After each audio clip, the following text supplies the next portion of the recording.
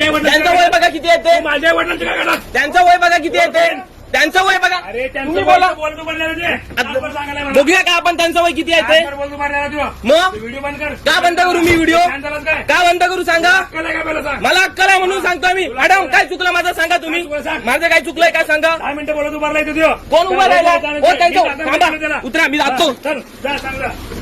सांगायला येऊ. हे या गाडीचे ड्रायव्हर आहे, तुम्हाला आता वयस्कर ते आजोबा दाखवतो मी. गाडीचा नंबर बघून घ्या, ह्यो नंबर असा गाडीचो बरोबर. आता टेम्पो आहे ना त्याच्या अलीकडे ते आले तिथे, आणि तरी पण त्यांनी एसटी वगैरे थांबवली नाही. मी आवाज उठवला तर मला मारायला आले. जेव्हा व्हिडिओ चालू केला तेव्हा मग गप्प झाले. तर आता हे आजोबा आहे, त्यांचं वय बघा. जर 2 मिनिटं एसटी थांबवली असती, हा वालावलचा बस स्टॉप आहे ना, बरं ते तिथेच आहेत, मग तिथेच त्यांनी एसटी थांबवली असती तर काय झालं असतं सांगा. मग या एसटी वाल्यांची दादागिरी का आपण घ्यायची ऐकून, बरोबर ना आजोबा. वय काय तुमचं, वय काय तुमचं वय 65. नाव कसं तुमचं. मी आता तिथनं मला एक तर दम लागतोय, मी धावत पण गाडी पकडू शकतो. बरोबर. नाव काय तुमचं आजोबा. राजेंद्र मयेकर. राजेंद्र मयेकर.